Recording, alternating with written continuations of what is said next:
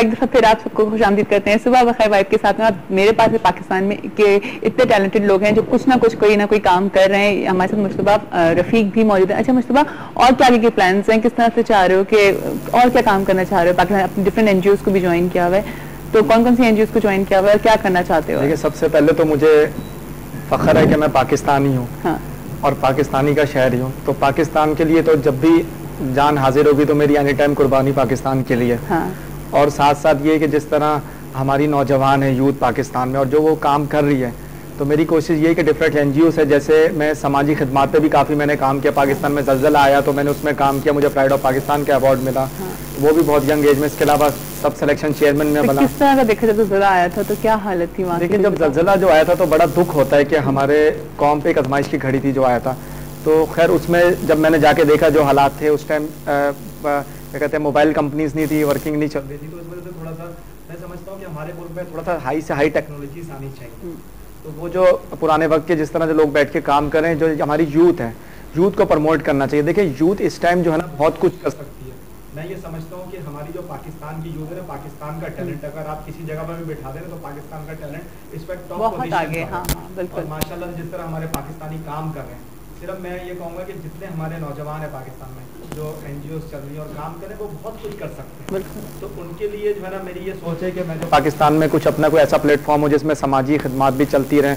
अभी हमने ये सोचा है कि जब मैंने देखे कैंपेन चलाई, कैंपेन से मुराद ये कि जब लोगों को ये पता लगा कराची से लेकर खैबर तक, तो उस जब मैं पता लगा उनको मैं आया तो लोगों ने लब्बैक किया मेरी आवाज़। तो उन्होंने मुझे इतने अप्रिशिएट किया, उन्होंने कहा पाकिस्तान वापस आए और यौम तकबीर के हवाले से। तो मैं समझता हूँ कि हिस्ट्री में जो है एक तरह नाम कोई भी हो 14 अगस्त, तो मैं नौजवानों को ये कहूँगा कि इन तारीखी दिनों को पता है, बनाए और पता होना चाहिए। आज आप देख लें, अगर मैं यहाँ बैठा हूँ तो बहुत सारे लोग हैं कि उनको नहीं पता यौम तकबीर, यौम तकबीर के बारे में कि क्या है, वो क्या दिन है। तो हमारी खासतौर पर यूथ है, थोड़ा सा वो टाइम ज़रा सा पाकिस्तान की हिस्ट्री पे थे।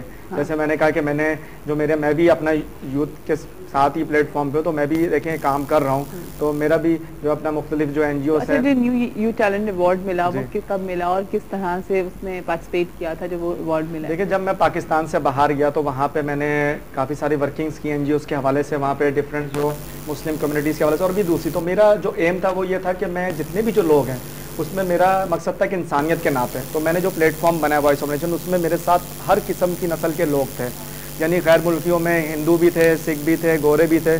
तो मेरा जो एम था, मैं कहता था life is very short, work for charity, यानी ज़िंदगी मुख्तसर खिदमत इंसानियत कर ले। तो ये तमाम चीज़ें थी। और किसी भी कंट्री की मोहब्बत के हवाले से जब मैंने काम किया तो वहाँ के जो प्राइम मिनिस्टर डेविड कैमरन थे उन्होंने मुझे अप्रिशिएट किया।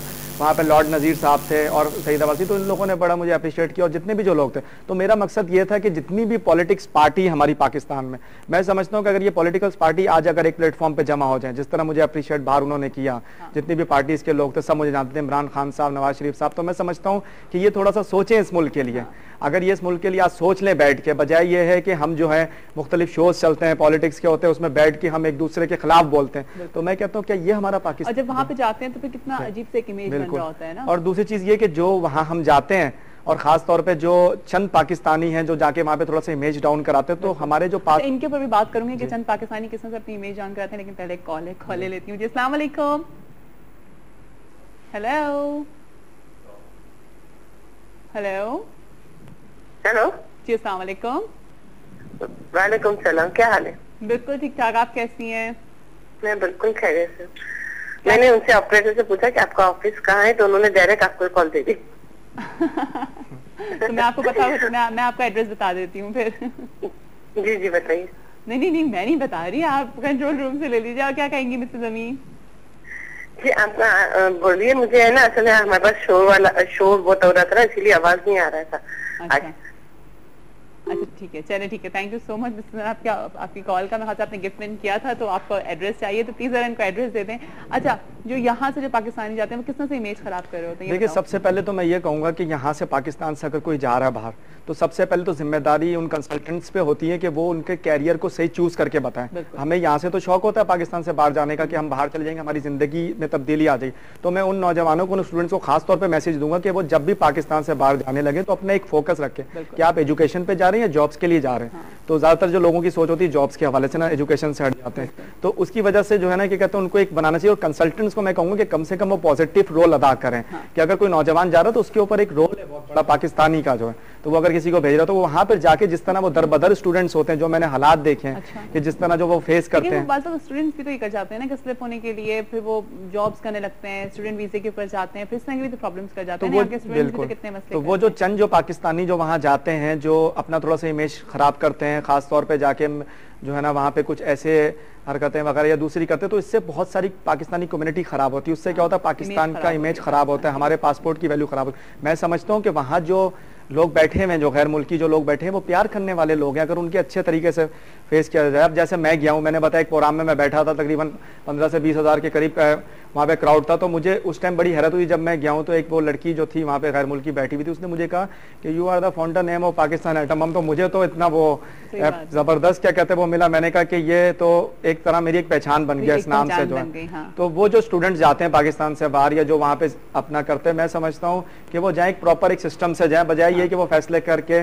और वहाँ पे जाके उनको पछतावा हो, तो एक प्रॉपर तरीके से जाए। मैं समझता हूँ जो हमारा पाकिस्तान है, यहाँ जितना सोना है, यहाँ पे जितनी फैसिलिटीज है, यहाँ पे जितने वसाइल हैं, जो यहाँ पे वो कहीं नहीं मिलेगी। आप देख लें कि जो मैं वहाँ रहा हूँ, मगर क्या है कि जो यहाँ के कल्चर, यहाँ के रवाज, शादियां और ये हल्ला गुल्ला और फ्रेंड्स के साथ गपशप और वो मुख्तलिफ प्रोग्राम्स वगैरह, वो चीज़ वहाँ नहीं मिलती जो मोहब्बत प्यार पाकिस्तान में है। अच्छा, वहाँ पे रहते हुए कभी ख्याल आया कि नहीं मैं वापस नहीं जाऊंगा पाकिस्तान, अब क्या करना है यार, पाकिस्तान जाके मैं तो यहाँ पर आ गया हूँ? कभी देखिए, बात ये है कि मैं ये समझता हूँ खैर कि जब मैं पाकिस्तान से बाहर गया तो जो फैसिलिटीज़ मुझे वहाँ पे मिली, तो असूलन तो मुझे नहीं आना चाहिए था पाकिस्तान, मगर मैंने तो तमाम चीज़ों को छोड़ते हुए और एक बड़ा दिल करते हुए मैंने दोबारा अपने वतन की तरफ मुल्क रुक किया। वो लोग होते हैं जो वहाँ से यहाँ पाकिस्तान छोड़ के चले जाते हैं और यहाँ तक कि उनके फिर जो है ना वो कब्र भी नसीब नहीं होती उनको जो है।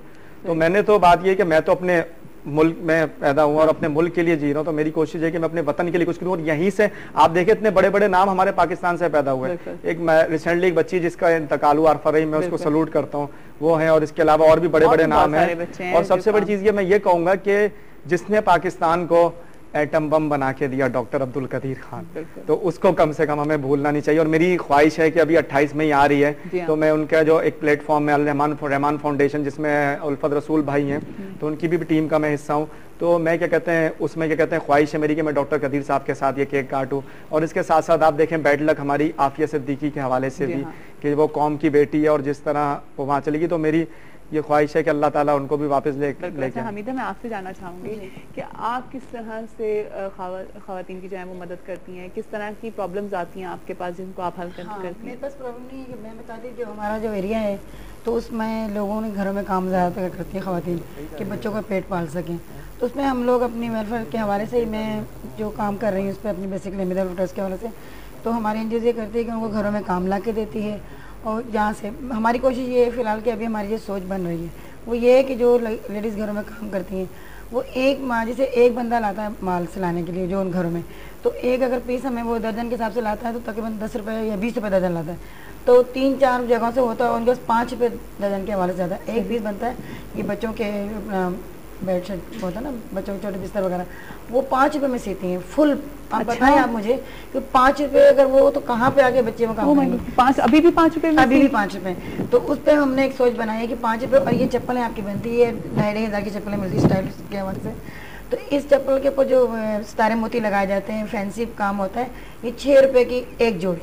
आप मुझे बताएं क्या ये इनका बेचारियों का काम है? अगर हम उसे मटेरियल भी लगाएंगे तो कम से कम 10 से 20 रुपये का मटेरियल आ जाएगा, या 50 रुपये रख लें, तो कम से कम भाई इतना तो करें कि वो कम से कम एक जोड़ी की चप्पल के 50 रुपये तो दें। तो हमने ये सोच बनाई कि एक छोटा सा इंडस्ट्रियल टाइप से हमने छोटा सा बनाना है, अब बनाए स्टार्ट लिया है, अभी छोटा दुआ करें बड़ा इंशाल्लाह अभी 2-4 काम है। तो उसमें हम ये कर रहे हैं कि उसमें उन ख़वातीन को मैंने होम बेस के हवाले से ये कर रही हूँ कि 10 ख़वातीन की एक मैंने टीम बनाई है। अच्छा। जिसमें 10 ख़वातीन ये हैं कि जो ऑलरेडी सिलाई का काम करती हैं, स्टिचिंग करती हैं। 10 ख़वातीन वो जो सिर्फ सितारे मोती का काम जो बच्चों के सूटों पे करती हैं। 10 ख़वातीन वो जो ऑलरेडी चप्पलों में काम करती हैं या और इस तरह लमसम सारे काम। तो सिंधियाना ज़्यादा है, न्यू कराची के रेस ये सब गोट के टाइप से यहाँ से रिलियाँ बनाती हैं। अच्छा। हाँ, लिहाफ सीती हैं और घरों में खाने बना बना के भेज देती हैं। तो उनके हवाले से अब जो हमने सिलाई सेंटर के सामने जो लड़कियों को काम नहीं आता वो सीखें, और जिनको आता है उनके रोजगार फराम होता है। कितना माल ले जाके मैं बाकायदा मैंने बोल्डर मार्केट से भी रब्ता किया है, मैं लेके गई हूँ। और कुछ काम ऐसे हैं जो एक 200 रुपये से भी खुल सकता है। वो जो मैंने खुद पहले खोला। अच्छा। पहले खुद ट्राई क्या किया? वो ये लॉटरी होती है बच्चों की। अच्छा। कन्फेक्शन जो एक काम होता है, छोटे दाल मोट वगैरह होती है, पैक किया जाता है। हाँ। तो हाल ही में एक काम हुआ तो हमें एक ऑफर है कि बाजी आप लॉटरी बनाए, कुछ ऐसा बनाए जो मुनफरिद हो। तो हमने बुढ़ा जवान की लॉटरी बनाई। अच्छा। वैसे चल रही है। हाँ। तो वो कहते हैं रोजाना इतना लेके आओ। अच्छा, उसमें क्या होता है, किस तरह से करते हैं? अरे वो हम लाते हैं खजूर वगैरह लाते हैं, अच्छा। खजूर की चटनी बनाते हैं, ठीक है। खट्टी मीठी चटनी। तो वो एक वैसे मेरे लिए क्यों खिलाई यहाँ? मुझे पता मुझे भी तो खानी थी, इतनी मजेदार। मैं खिलाऊंगी, आइंदा होंगी तो खिलाऊंगी। बिल्कुल। तो उसको हम एक छोटी सी पन्नी में पैक करते हैं और उसमें एक छोटा सा खिलौना डालते हैं, उसमें किसी में पैसे डालते हैं। हाँ। उसको फिर हम बुढ़ा जवान का जो पेपर है उसमें फोल्ड करके स्टेपलर करके उसको थैली में पैक करके 10 दर्जन के हिसाब से हम सेल करते हैं। तो वो लेकिन वो साफ सुथरी होती है क्योंकि मैं जो लाती हूँ साफ सुथरी। अच्छा, मुझे पता है कि मेरे तरह के बच्चे हैं। हाँ, बिल्कुल। तो वो बीमार ना हो जाए।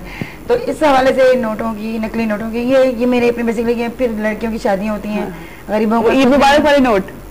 हाँ। अच्छा, जैसे ईद मुबारक लिखा हुआ होता है। अच्छा, दूसरी बात ये है कि जो लेडीज हमारी होती हैं, कुछ वसाइल नहीं होती, शादी होती हैं, पैसा वगैरह नहीं होता, तो उनके लिए जहेज हम लोग प्रोवाइड करते हैं। कुछ ऐसे लोग हैं हमारे साथ के जो, जैसे कोई ऐसा है हमने डायरेक्ट रब्ता रखा हुआ है तो उनसे वो लेते हैं, तो वो कहते हैं बाजी जो आप कहें, किसी को खाना हमने प्रोवाइड कर दिया, किसी को पूरा जहेज में डिवाइडर, अलमारी, अच्छा, और क्या नाम है, बेड होता है, और घर का पूरा सामान होता है बच्चों का, सिलाई का, जो सारी चीज़ हम लोग देते हैं। तो ये हमारा बेसिकली और आगे आप दुआ करें इंशाल्लाह, हम सबकी दुआ आपके साथ है। अच्छा हिरा, आपसे एक जी। नात सुनना चाहेंगे जरूर कि आप नात सुनाए, हमने ब्रेक पे जाना है।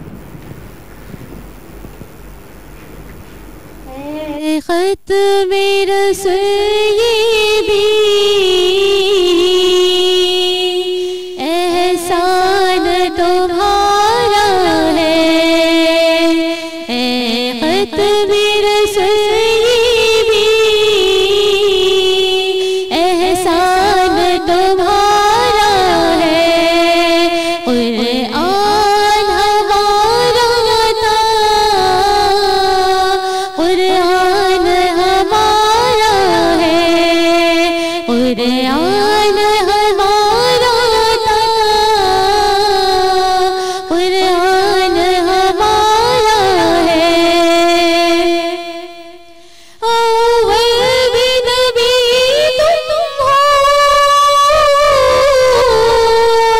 आखिर भी नबी तुम हो, अव्वल भी नबी तुम हो, आखिर भी नबी तुम हो, हर अहद तुम्हारा था,